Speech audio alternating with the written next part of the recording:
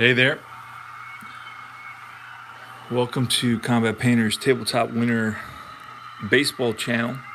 And we're joining a 1988 game between the Mets and the Phillies in the top of the fifth inning. It's a 2-2 game, so I decided to broadcast the final 5 innings, I guess.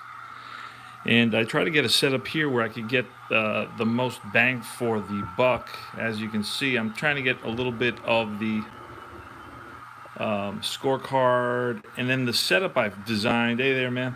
Gronard. I set up a system here where I got the away pitcher facing the home team. And then I got the home pitcher facing the away team on this side. I got the dice in the middle.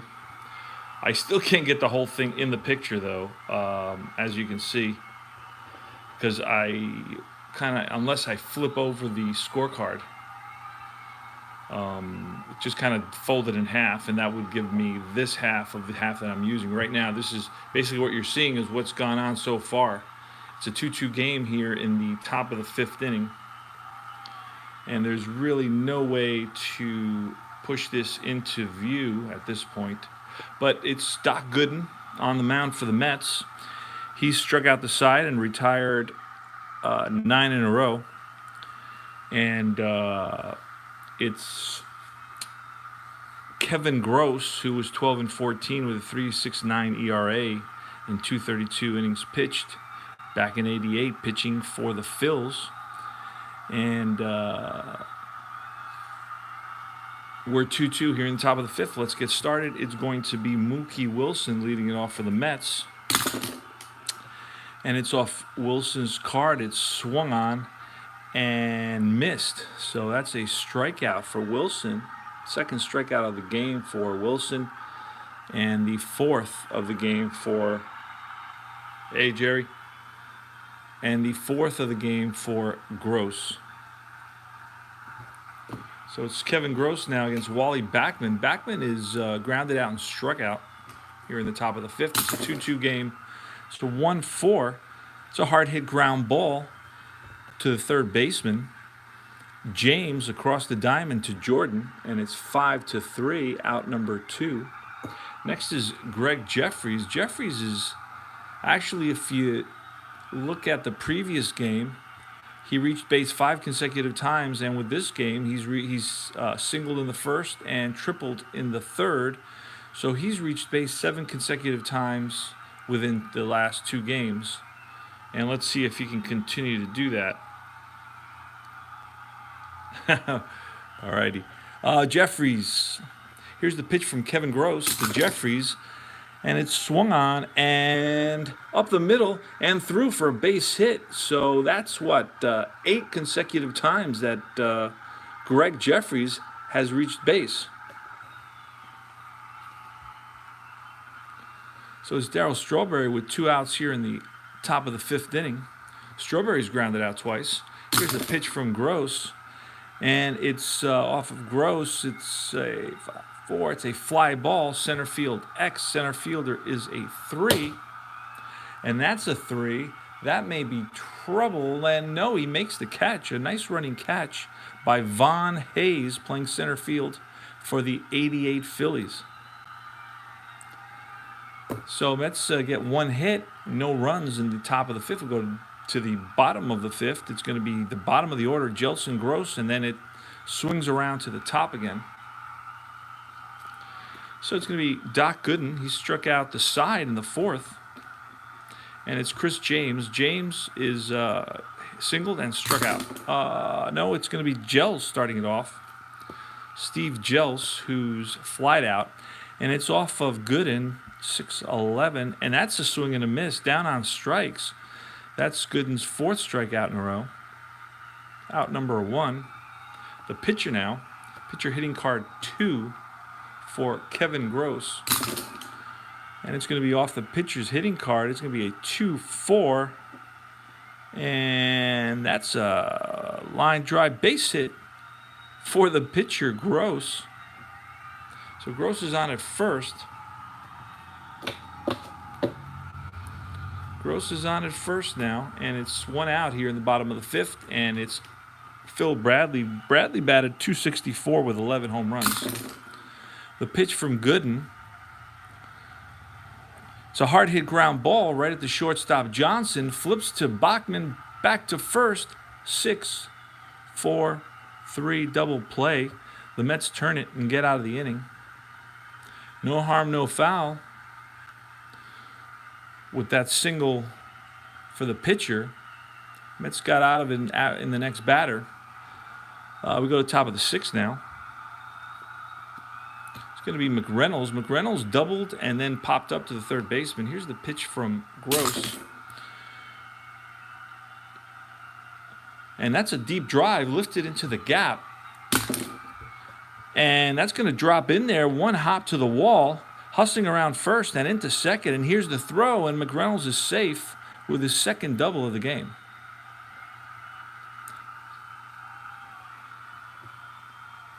McReynolds in a second here.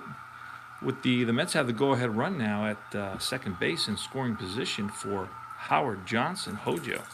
He's shortstop, playing shortstop. Here's the pitch from Gross. 12, and that's a weak ground ball to the first baseman. That'll move the runner over. 3-U.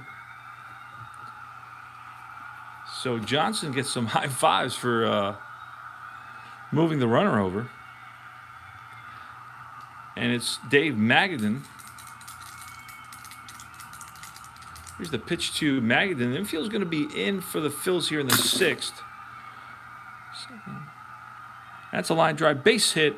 Run scores. The Mets lead at 3-2 now. RBI single for Magadan. It's the second RBI single of the game. So he's 2 for 3.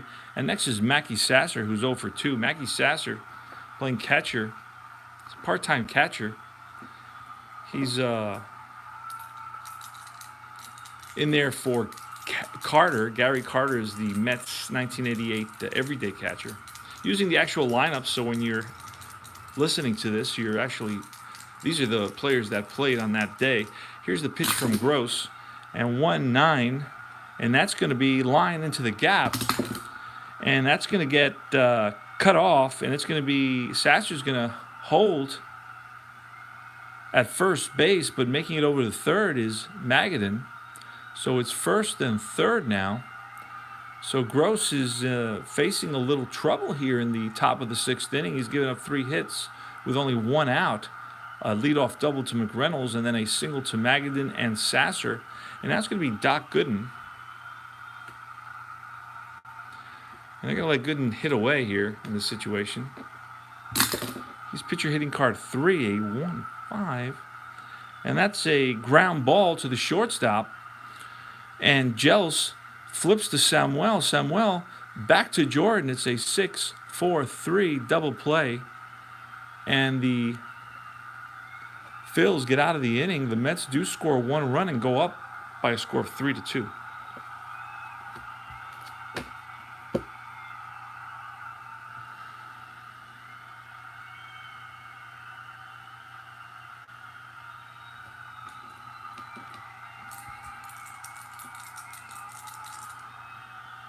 Samuel is up.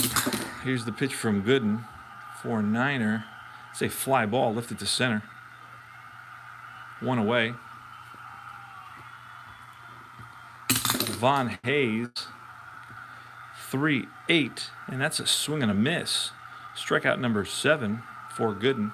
Now Gooden had a pretty good season, 18-9 with a 3.19 ERA. Nothing close to his 24-4, I think it was, season in 1985, which he'll, forever be remembered for, with a 153 ERA, something minuscule. Ricky Jordan, 308 hitter, played half the season that year. That's a ground ball, first baseman X.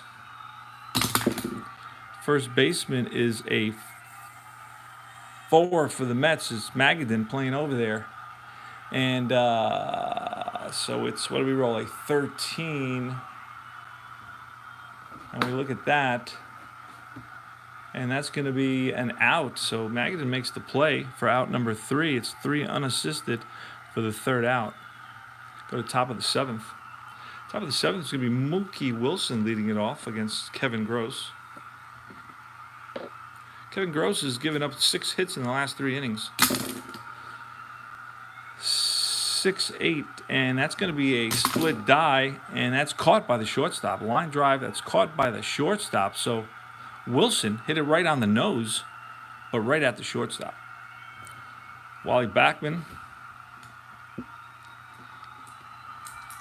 I go back and forth between calling him Backman and Bachman. I believe the pronunciation is Backman. I guess if I were broadcasting from Liverpool, it would be Bachman. I'd have the Beatles playing in the background. 1-8, and that's off Backman, and that's ball 4. So Mets have another runner on, and Jeffries, who's reached base 8 consecutive times now, is at bat. Here's the pitch. And it's a 2-6. And that's a hard hit ground ball right at the shortstop. Flips to second, back to first. Not in time. Jeffries hustling down the line. Avoided the double play. But there's 2 outs now. And Jeffries on at first. He stole a base in the first inning. He's got good speed. Darryl Strawberry. 8 and Strawberry going for the fences, swings through that curveball for out number 3. That's strikeout number 5 for Gross. And Strawberry's 0 for 4 on the day. Go to the bottom of the 7th. It's going to be Ron Jones. Jones, in 100 at-bats, had 6 doubles, 1 triple, 8 home runs with a .290 batting average. So he did some damage in only 100 at-bats. If you basically calculate that for the season, he would have hit 40 home runs.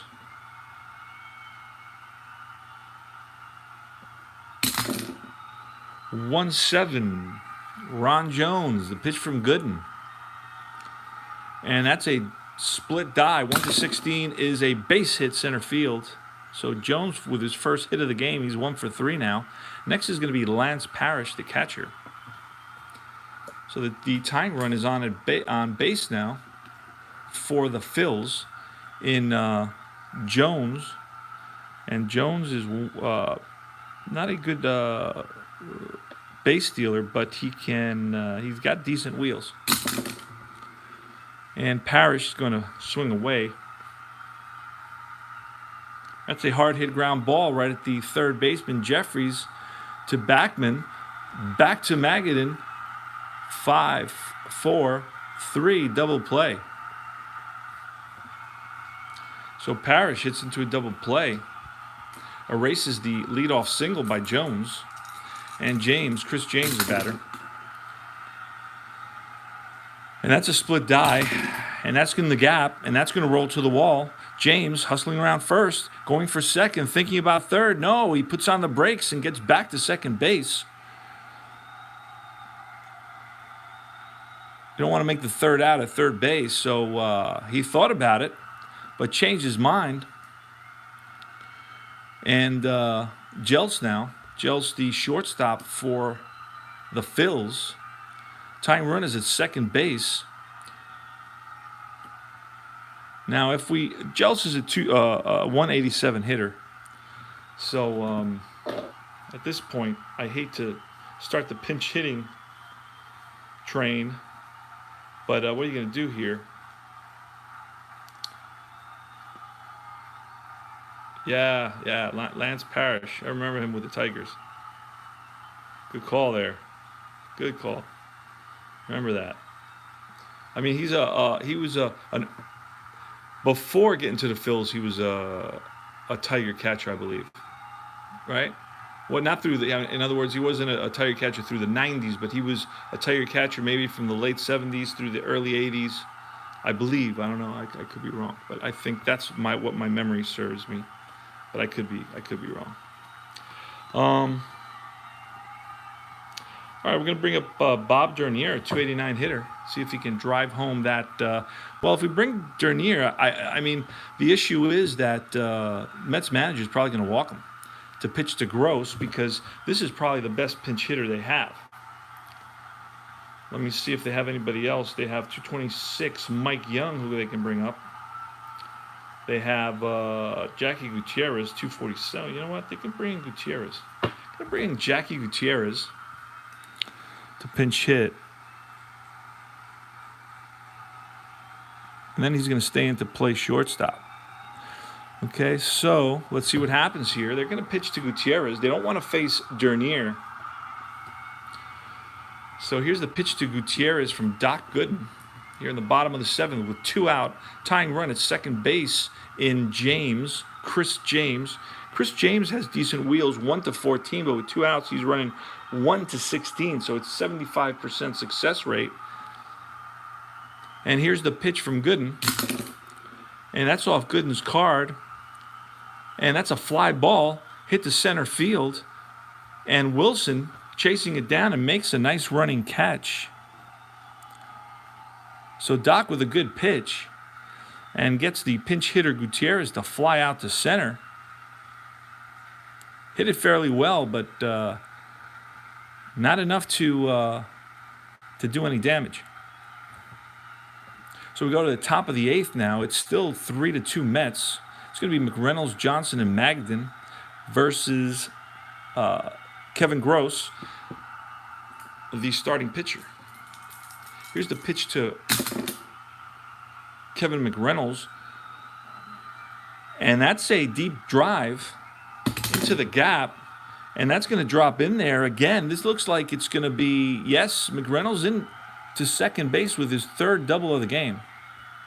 So McReynolds again gets a hold of one and drives it deep and gets a double out of it. And he stands at second base in scoring position. Howard Johnson now. And they're going to walk Johnson, intentionally walk Johnson, set up the opportunity for the double play. And they're going to pitch to Dave Magadan. And Magadan is going to square away, and he bunts the ball. And that's a successful bunt, so both runners are going to move up. That's the first out. Second and third now. And the infield is going to be in. They're going to face Sasser, Mackie Sasser, 285 hitter with 10 doubles, 1 triple, and 1 home run. And that's off Gross's card, 5-10. That's popped up to the left side.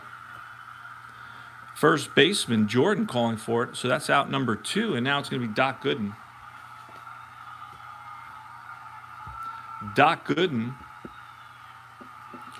And this could be a huge mistake if we let, it'll be the bottom of the 8th. Then we're going to bring in McDowell, and then we'll bring in, I guess, the Mets. Their closer was, I believe, Randy Myers that year. So we're going to see a pinch hitter. I guess we're going to bring in Lenny Dykstra to pinch hit. Why not? Dykstra, pinch hitter. And then we're going to bring in McDowell to pitch. Let's see.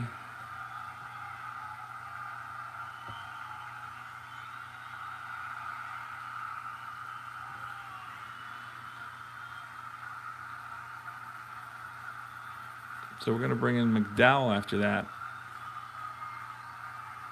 And we're going to color it in with a colored pencil here so it's easy to read. So McDowell, we're going to write him in.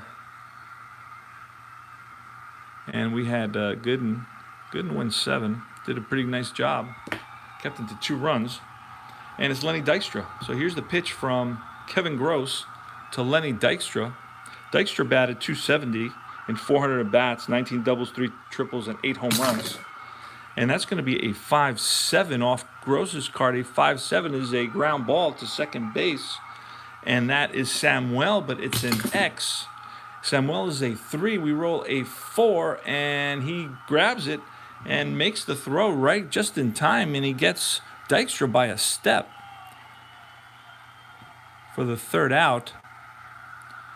And McDowell is going to pitch to the pitcher Gross, Bradley, and Samuel here in the bottom of the 8th. So the Mets come up empty after a leadoff double by McReynolds and then an intentional walk to Johnson. Magadan bunted him over. It was 1 out, runners on second and third. Infield was in for the Phils, but Sasser popped up to the first baseman, and then the pinch hitter Dykstra grounded to second base. And it's Roger McDowell now pitching for the Metropolitans. Okay, it's going to be a pinch hitter for it's going to be Dernier starting it off. Pinch hitter. Here's the pitch to Dernier. That's going to be a 3-6 off of Dernier, and that's a fly ball lifted to left field. Out number 1. Bradley is next. The leadoff batter. Let's just pick up the whole set of cards, put them there, and that's how we're going to do it.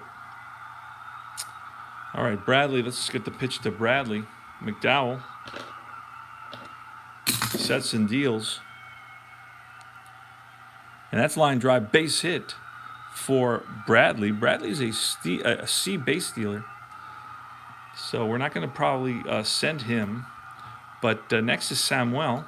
Samuel batted .243 with 32 doubles, 9 triples, 12 home runs, and 600 at-bats. Here's the pitch from McDowell to Samuel. And it's a 2-4 hard hit ground ball right at the shortstop Johnson. Johnson flips to Backman, back to first, 6-4-3 double play. And that's the third double play for the Mets in this game.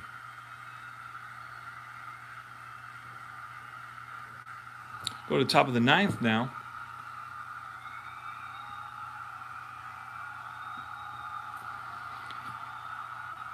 In the top of the 9th, we're going to see Wilson leading it off.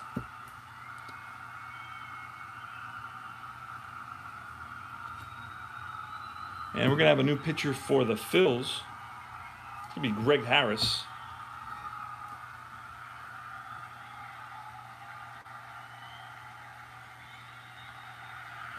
And Harris is going to be pink for breast cancer. It'll be pink on the, I don't know if you can see it. Can't really see it. There you go. Pink top of the 9th inning. It's going to be Wilson. Here's Mookie, the Mook center fielder for the Mets. He's 0 for 3, struck out, sacrificed, and lined out. 1-3, and that's a hard hit ground ball right at the shortstop.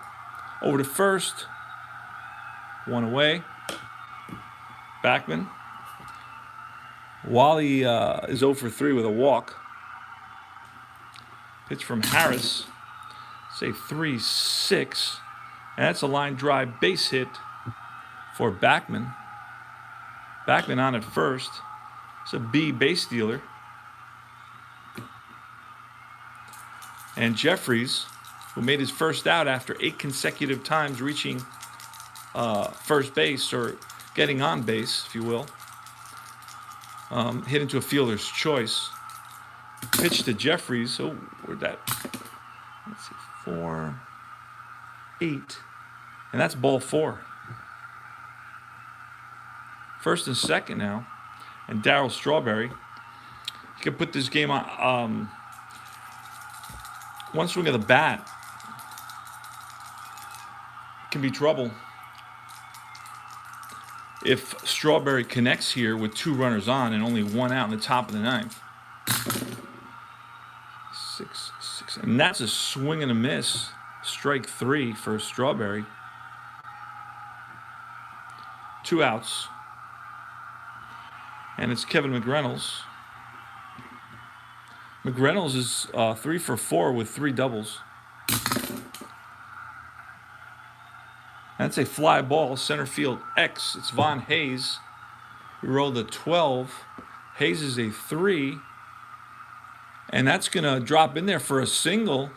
And Hayes misplaces it, or misplays it, excuse me. And Backman's going to score. Going to third is Jeffries. And it's an RBI single. And second base on an error by the center fielder, Von Hayes. So runners on second and third now, and it's going to be Hojo. So the Mets pick up a big insurance run here. They lead it now 4-2. The Phillies got all their runs in the first inning on a single, a walk, an RBI single, and then an RBI fielder's choice. Here's the pitch to Johnson, 230 batter, and he swings right through that curveball for out number 3. But the Mets pick up one big insurance run here in the top of the ninth. Go to the bottom of the ninth. You're going to see Randy Myers. Randy Myers, the closer for the Metropolitans, coming in from the bullpen.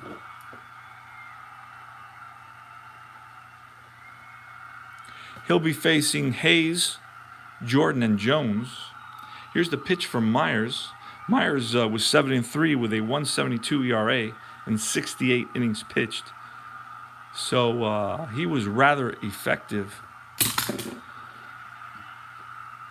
Von Hayes, and that's a ground ball to the first baseman. Magadan takes it himself. 1 away. Ricky Jordan next. And that's going to be off Myers' card. And that's a fly ball lifted to center. Wilson, a few steps to his left, pounds the glove. 2 away. And it's Ron Jones. Jones has good power. Hit 8 home runs in 124 at-bats. Here's the pitch from Myers. And that's off Jones's card, a 3-3. And that's a deep drive to right field. Back goes the right fielder Strawberry to the track, to the wall, and makes the catch for the final out. My goodness. It looked like he had enough of it, but it just died at the last minute. Must be that wind blowing in from right field that slowed it up a little bit, kept it in the park, and Strawberry was able to make the catch for the final out, and the Mets pull this one out. 4-2.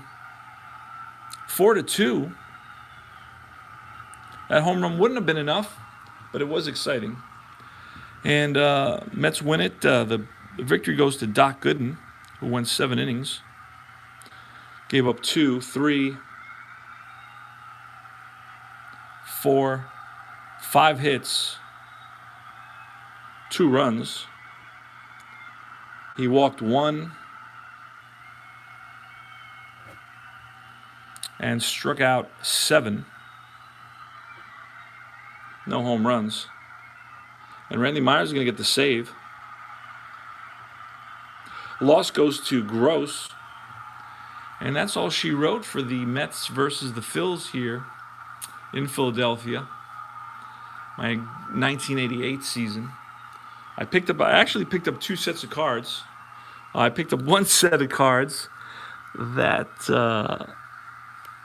I don't know had the extra players.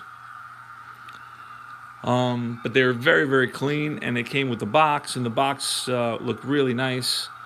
And then I also picked up another set of cards for a little bit more money, but it came with the extra players, but it had a lot of tobacco smoke. You know, it had a pretty tough stench of tobacco, so I put them in plastic bags with some these towels that you use, fabric softener, I guess, if you will. And I left them there for about 3-4 days, but it was still, the stench was somewhat there. Then I took the cards out to the yard, and I put them down on the table, and I spread them out, and I left them there for a day. And I mean, I don't really notice it. You know, if you put all the cards together in your hand and you take a deep whiff, you can notice there's some tobacco smell there. But the more I use them, I guess it'll dissipate. So I kept those. I moved the other ones. I didn't need 2 1988 sets. I wanted to do 1988 just because during the World Series they were showing that that Dodger Gibson home run again and again, that walk-off in the first game against Dennis Eckersley. And I said, man, 1988 was the year the Mets were supposed to be in the World Series. They got to Game 7, but somehow, some way, the Dodgers pulled it off. I don't know. Don't know how they managed that. The Dodgers had 92 wins that year. The Mets had 100. And the Mets were the favorites. They just could not make it happen. And so I was going to replay the Mets versus the Dodgers, even though I have done that before. I don't know. I've done it with another game. I'm not sure if it was I think it was APA. Last year I did it. I was thinking of doing that. And then after all that, I started thinking, you know what, let me do something a little bit different. So I picked the last 10 games of the Mets schedule of 1988 just to learn their team and to kind of relive, you know, the team they had, the 1980s, the late 1980s, when I was in college. And I was working, and I was in college, and I was running around. Didn't have all that much time for baseball, you know. And it's fuzzy to me, so I wanted to kind of go back. And tonight I actually went on YouTube and pulled up a 1988 game. It was the Mets versus the Cards earlier in the season, before the. Actually, no, it's later in the season. It's after the trading deadline, so it's got to be after July. And you can pull that up. And I was just watching the game from 1988, you know, just to get a feel for the players and how they looked and, you know, how everything was. And that's it. That's all she wrote. So thanks for stopping by and checking out the game. It was a pretty decent game. That's why I decided to broadcast it. Had it been a blowout, I would have been like, forget it. And